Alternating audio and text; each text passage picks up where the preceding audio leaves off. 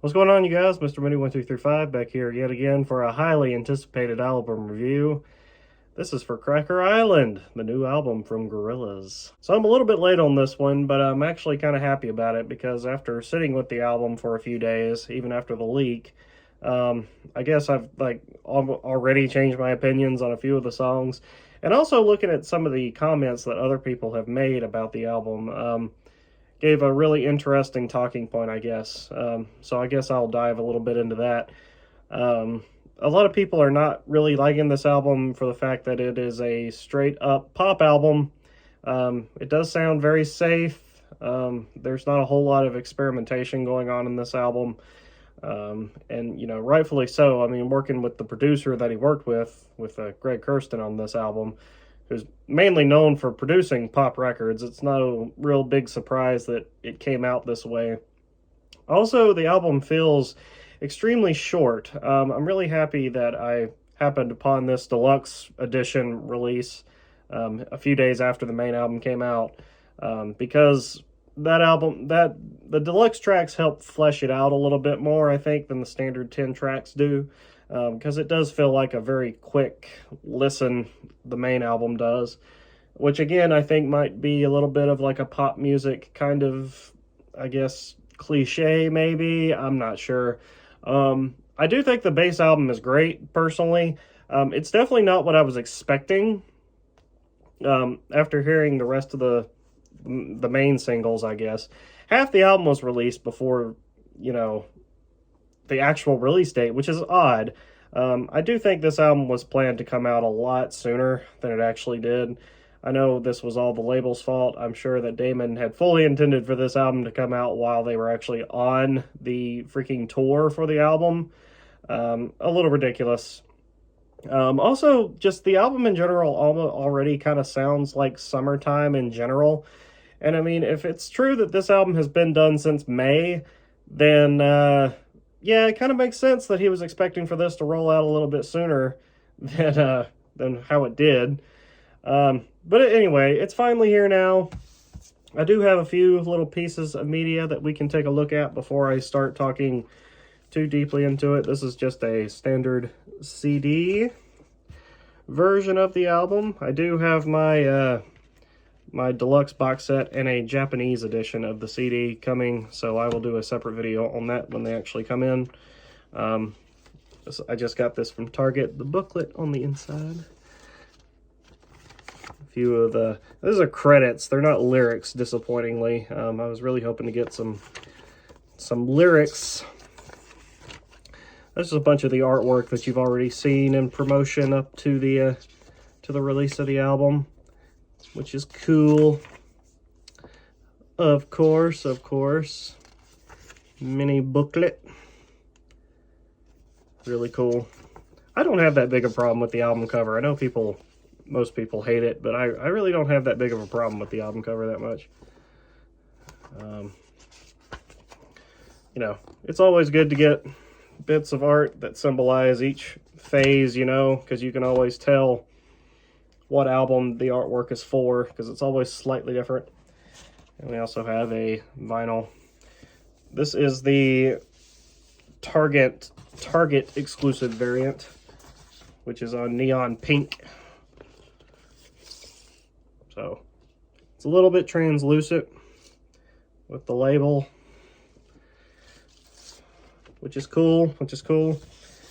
It also came with a mini poster of the big poster that you get in the box set, which I'm really excited to get. I'm going to hang that up for sure. But this is like a miniature version of it with a horizontal poster on the back. So that was a cool little bonus in the vinyl. The only difference is on the vinyl version, Tarantula is actually moved into the A side rather than being in the middle of the B side like it is on the CD. Actually, after listening to the album primarily on Apple Music in my car, and hearing Tarantula on the B side, I actually like that song a lot more on the A side, so I think I prefer the vinyl track listing. Something about it just makes the album seem more hype to me, having that funky ass fun song closer to the beginning than near the end. I don't know. It's just a personal preference. Because, you know, Tarantula is way down here after Baby Queen on the CD version and on the digital version. But anyway, I went ahead and picked it up because it's just, you know, my box set is coming from England and I didn't want to wait that long to freaking have it physically. Maybe I'll sell this or give it to some friends or something. I don't know. I'm looking forward to getting my Japanese CD because it actually comes with Crocodillas, which is the De La Soul track that's on the deluxe edition at the end. I wish the other two songs were on the Japanese edition, but I don't think they are, unfortunately. So yeah, the album itself. I think it's great. I personally, it wasn't what I was expecting coming off of the main singles, like I said before.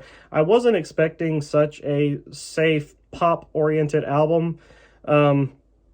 But, you know, I generally don't think that's a bad thing. Once again, I kind of go back to that thing about how people say, it doesn't sound like Gorillaz. I've never understood people saying that it doesn't sound like Gorillaz, because Gorillaz have never had a distinctive sound or style. They can do whatever they want. That's the point of the project. You know, Damon felt like he had to stick with a certain thing doing Blur, and so he went out so he could explore other ventures of his creative musical mind, and that's what Gorillaz is all about. And still is about today. I'm sure that the main point of the inception has changed over time. I'm sure it's a little bit more about the whole making money side of things than it was back in 2001. But it's still a creative outlet for one of the most creative musicians to walk the planet. So, I don't know. I'm really enjoying the album. I think it's a lot of fun. Cracker Island is great.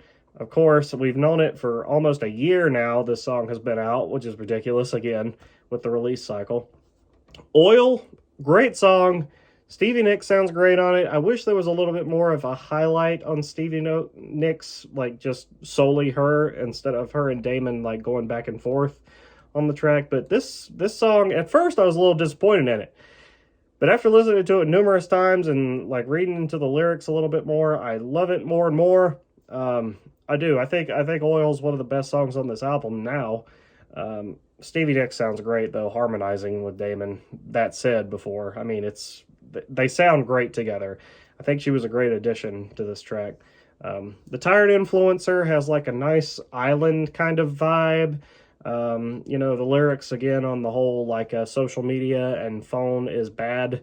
Kind of what Damon was writing about on Everyday Robots shows up on here again.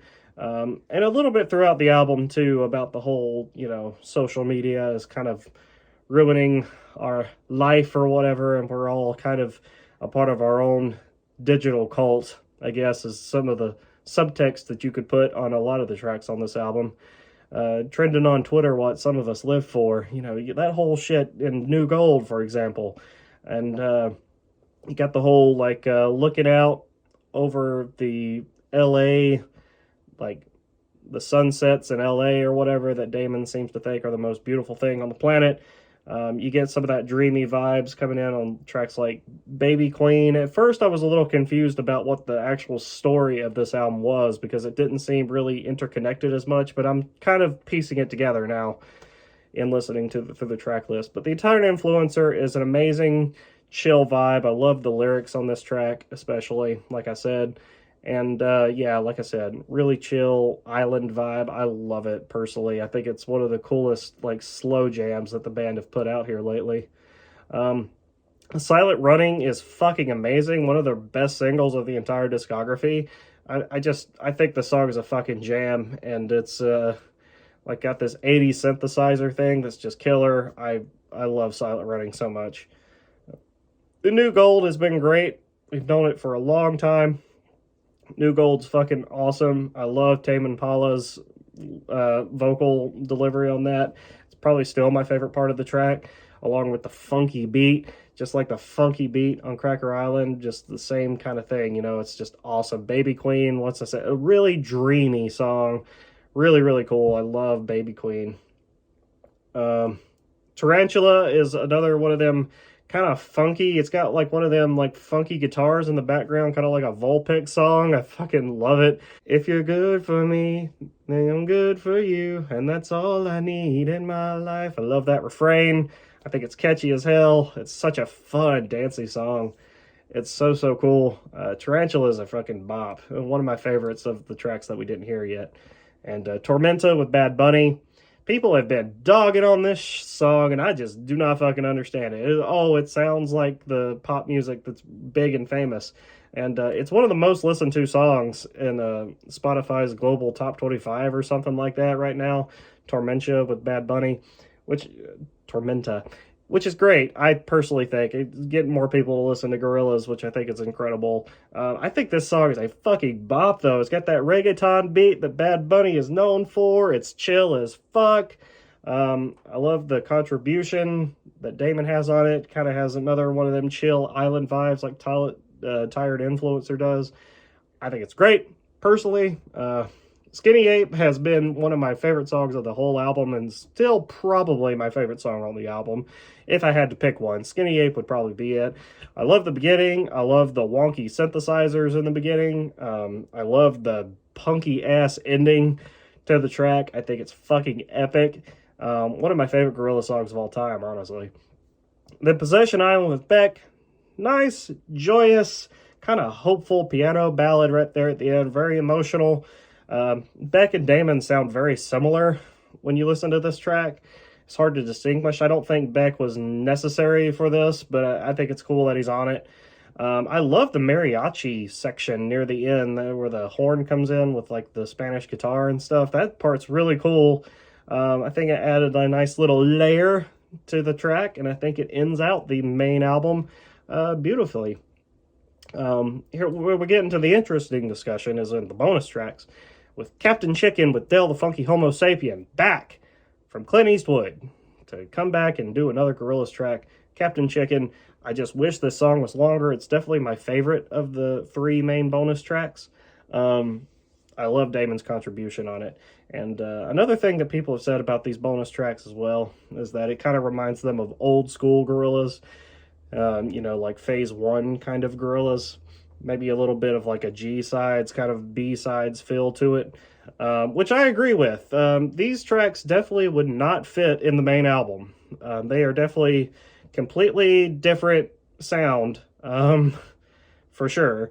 And I've seen a lot of people say that they wish the entire album sounded like these bonus tracks, which I understand. I get it. These tracks are definitely a little bit more creative, a little bit more weird, a little bit more out of the box. And maybe Damon can go back and make something like this in the future. But for now, let's just enjoy this. I'm loving the album more and more the more I listen to it, and this is my opinion. Controlla is great with MC Bin Laden, which is an odd name.